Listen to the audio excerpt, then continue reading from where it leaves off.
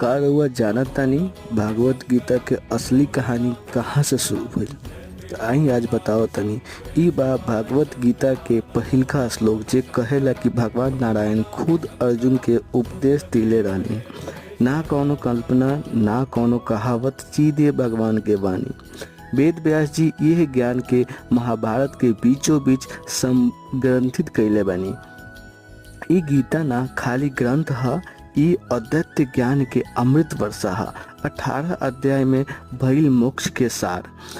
ई श्लोक में गीता के अम्बा माई कह के पुकारल गइल बा, काहे कि माई जैसन ज्ञान एमे देले बानी। श्री कृष्ण दुख दूर करे वाला बा, भगवान से जोड़े वाला बा।